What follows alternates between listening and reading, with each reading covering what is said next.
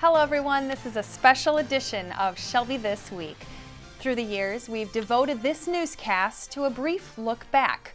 We're looking back at 2014, but more importantly, a look forward to next year. In this program, you'll hear from Supervisor Rick Stathakis, recently elected State Rep Peter Lucido, and other officials. We begin with Supervisor Rick Stathakis. Well, you know, I think probably the biggest accomplishment for 2014 is actually the police department, their union, our board of trustees, and all the employees coming together and agreeing that, you know, everybody that's got a defined benefit program for pension, they deserve to keep it because they were made a promise. But all the new people coming in are now going to be put on a 401 type program, which we call defined contribution, instead of the defined benefit, which means that the defined benefit program is shut down. That was big. But the other big thing that happened in 2014 is fully funding the defined benefit program, meaning that we got $25 million of cash and fully funded the pension, meaning paying off that debt. And of course, we're going to be paying it off through, you know, the next 15 years or so, well, through 2033. But now we have a lower interest rate, not 7.5% anymore like it was before, but for 12 million, I think it's about 3.1%. For the other 12 million, it's only 1% because we borrowed that from DPW. So a much lower fixed rate, which is good. And but the big news is that the defined benefit program is behind us. And not only that, but the general budget is now pumping money into the police department. It's 0.18 mils, which is equal to about $500,000. And we're going to be doing that every year until we don't have to anymore. But because of that influx of cash, because of the pension program going away, as we know it today, we're going to have a much better cash flow situation in the police department. And for the first time in many, many years, they're actually going to have a surplus in 2015. So we're excited about that. In fact, the fire department's going to have a surplus, and we believe the general budget will as well. So for the first time since 2009, all three of these budgets are going to have a surplus. We're excited about that. And also, you know, we've made a little bit of progress on a court, but I think you're going to see some substantial movement in 2015 on a court, finally. I mean, I know we've been talking about this for the last, 20 years or so, but I think you're going to see some movement on that. The Vistian property, that was a top 10 priority for Shelby Township. I hope to see that we see some movement there because I know some people are looking at the property and there's a signed contract, but I know there's a 6-month you know, they can actually get out of it, I think, after a few months if they want to. But hopefully that'll get all sorted out too. You know, we don't have a lot of control on our property. It's privately owned. And when someone does buy that property, it hopefully will be cleaned up. Ford Motor Company is cleaning it up as we speak. So that's a good thing as well. And as I look at my priority list, you know, the community center that we have for the senior center citizens, you know, hopefully that'll get renovated with the court building as we do some things there. I don't know if it'll all get done next year, but I know we'll be seeing some big movement next year. So I'm excited about 2015, and I think the board of trustees, I think the employees, I think the unions and the police department and fire department, everybody's really been working together, and we've been making a lot of productivity increases, and again, we're going to have another surplus here in a general budget, which is very important. And as you know, in 2014, we finished the roads as well. Van Dyke is now complete, all the way to 26-mile road. Hayes has started to you know, look the part that it needs to, widen that is. But next year, we are absolutely looking forward to getting 24-mile road done too. This was a year, though, that we needed to get the county, the water department, Detroit Water Department, our own DPW, and also all the lawyers and everybody involved together to give us a new road for 24-mile road because, as you know, a new pipe is going under that road, and they only wanted to replace half of that road. But after talking to the Detroit Water Department, they were just great. They have been cooperating, and we're going to get a brand new 24-mile road over the next 2 years. So a lot of things have happened, a lot of good things in 2014, but I'm really excited about 2015 too. 2014 was an awesome year. I've learned so much about people. I've learned so much about the places and things that we call here home in Macomb.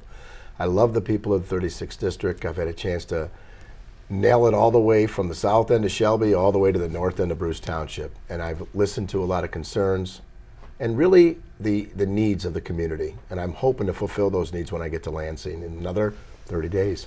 Excellent. Yeah. So we're ending 2014. It's kind of coming to a close.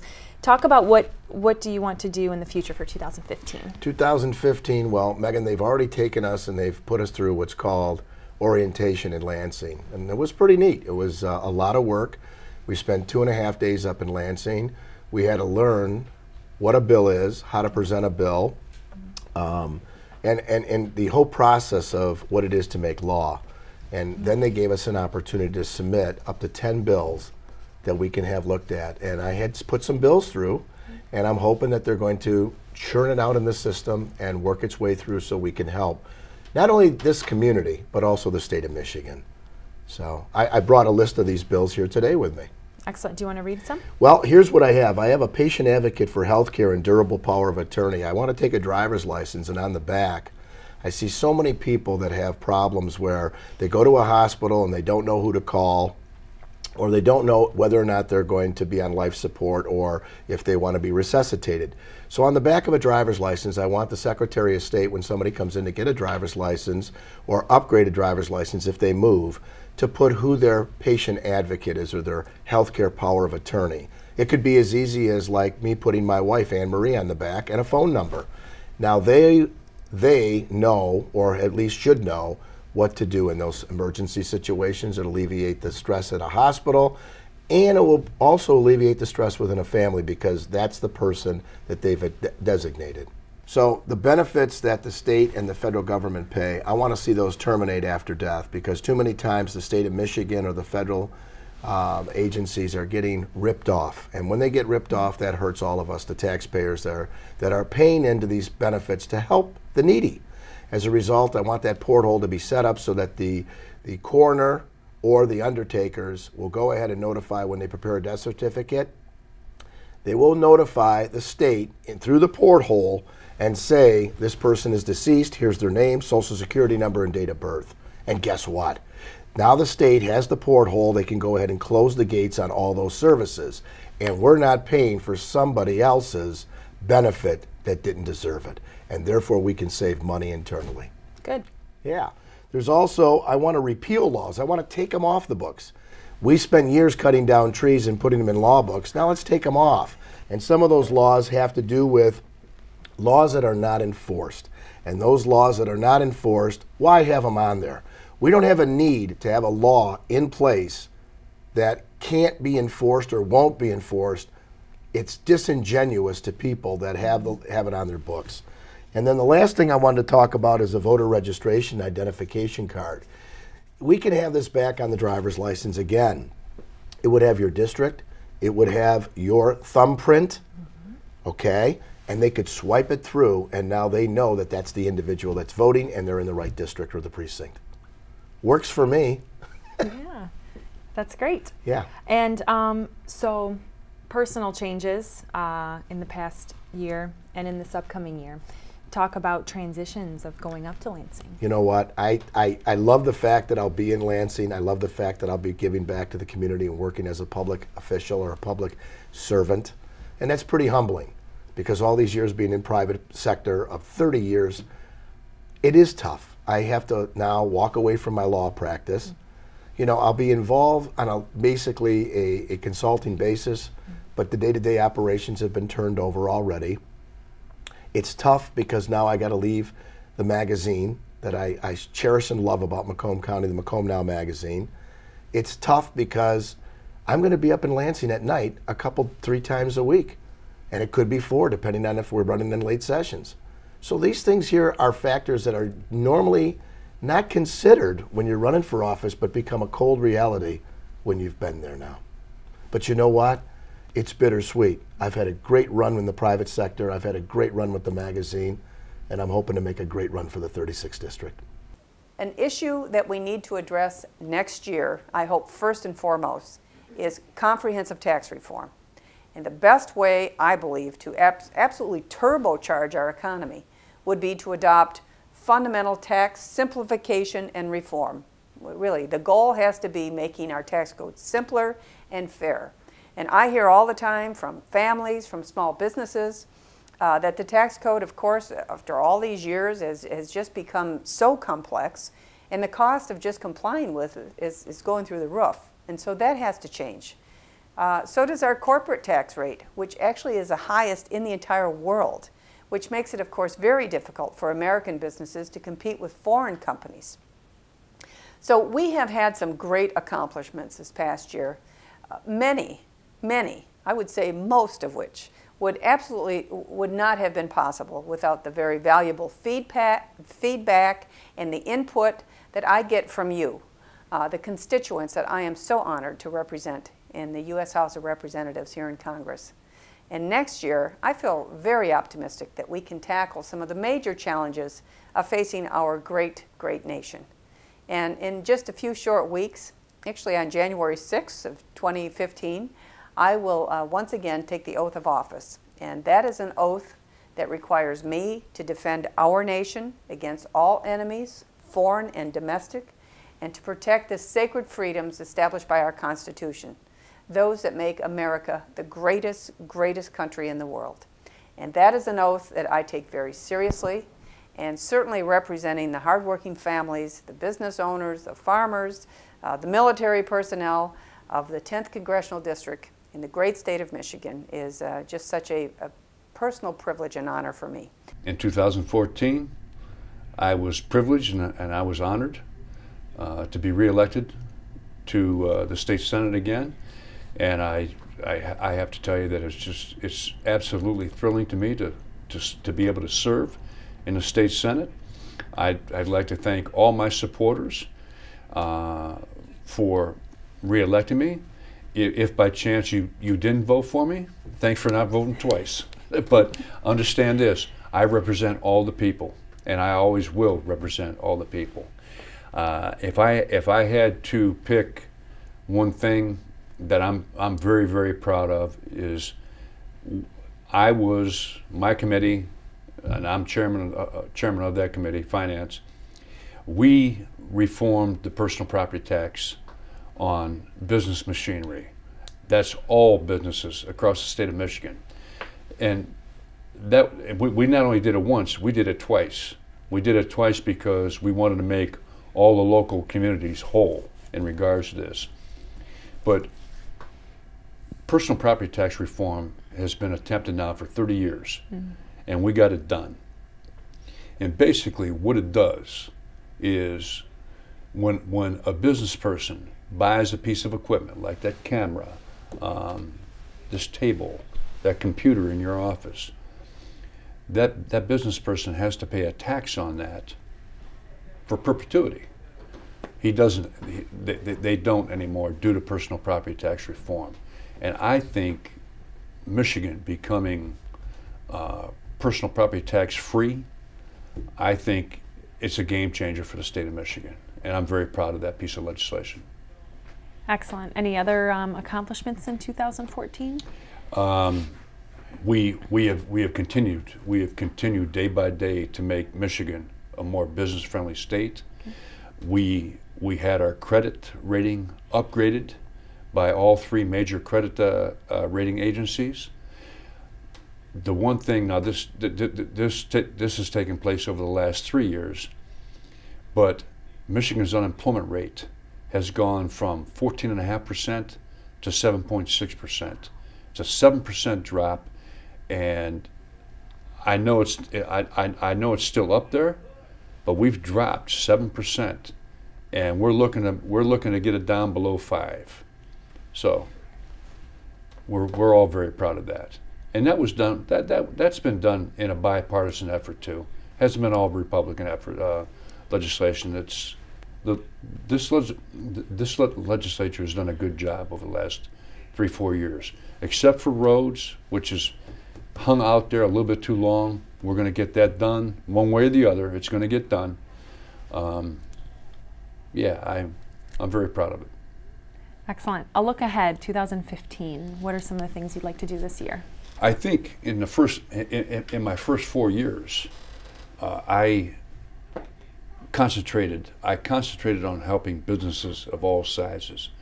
Now it's time to concentrate on individual tax relief.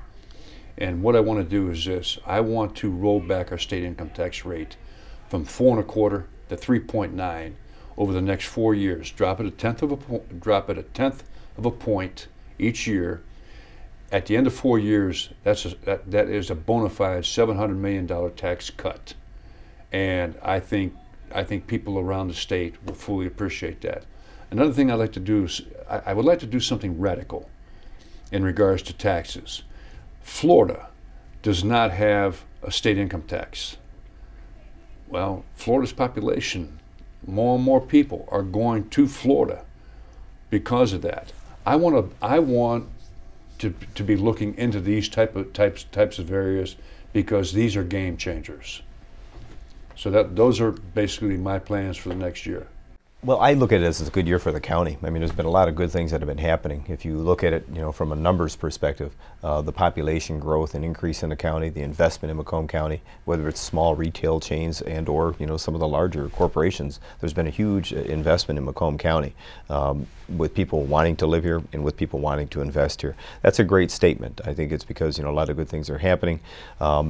It says a lot, meaning that people find that there's a value in having a family or growing a family in Macomb County and investing in your business. So I think we're seeing a lot of that happening. It's been happening over the last 4 years as opposed to just last year. We're going to try to continue that momentum to showcase Macomb County as a place people want to make their home. And I'm fortunate, to have been the county executive, to look at the county government to figure out, how do we strive for better? How do we make things easier for people to access and provide services that are necessary? We've been able to do that by empowering employees, to making sure that we're not worried about policies, regulations, but cutting through the red tape to get people the service they need, whether it's the health department, our finance department, our planning economic development department. Their outreach has been incredible. The 27 municipalities that make up Macomb County, that's what Macomb County is. It's 27 distinct municipalities, trying to get them to understand and appreciate, the value they add to the county. And I think our planning department has been doing an incredible job working with the municipalities to showcase the assets that we have. And our county as a government, financially, 4 straight years of balanced budgets, adding to the surplus, reducing a deficit. We're sitting in a great position, especially if you think about our counterpart to the west, Oakland County. We're very similar in our financial situation, yet here we're sitting just north of the city of Detroit that went through a bankruptcy, pretty incredible, the largest bankruptcy ever in the history of the country, and yet there are 2 counties that are positioned, very uniquely right next door to it, that are in incredibly good financial shape. So I think what we're looking at as far as 2015, where we're headed, is trying to get people to realize, we have a tremendous place that we call home, and it's Macomb. Now where do we take this? In other words, what do we need to do? We do need to embrace the region, because our assets, our very unique assets that we're proud of, add value to the region. Well, so does the region. It adds value to Macomb County. We provide the workforce to the region. People in Oakland County, obviously the workforce in the city of Detroit. So people, migrate and they move around, and we appreciate what goes on, whether it's cultural events, in the city of Detroit, entertainment, sports, eateries.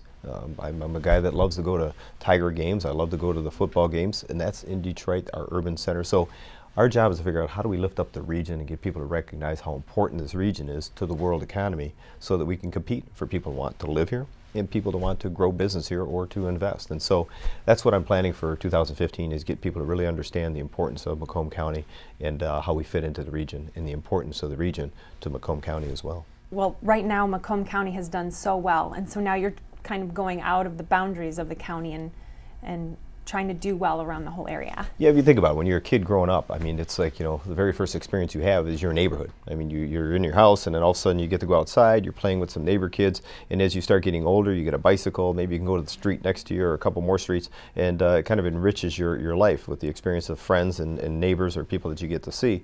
You go to high school, you get a car, and then you're driving around. Next thing you know, you're experiencing kids that were in completely different subdivisions, and you're getting to know their families and friends and restaurants and places to go. You get a job, and next thing you know, you're really starting to migrate or move into different areas. You become an adult, have a family, and you're starting to go to different events and things in and around the region. So every one of those unique experiences, as we start to grow, realize, it's not about boundaries. It's about the experience and the outreach that you have, It's the same thing I look now as county executive. I think to myself, my gosh, you know what, we're very fortunate of the assets we have here, but yet what are the assets that are shared throughout the region where we have access to? And that provides an enrichment to our lives. And so what I've been able to say is, you know what, as sheriff, I realized crime had no boundaries, and we had to work together with other, you know, municipalities, whether it's St. Clair County, Lapeer, Oakland, Wayne, the city of Detroit, to figure out how do we address those issues.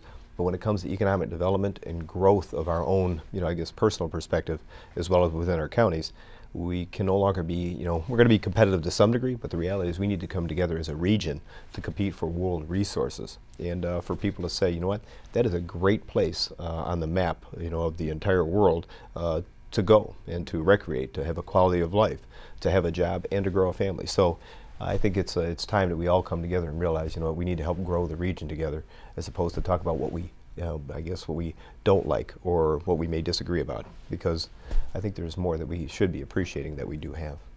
This has been a special year-end edition of Shelby This Week. On January 9th, we'll return to our regular scheduled program. We hope you have a wonderful start to your new year.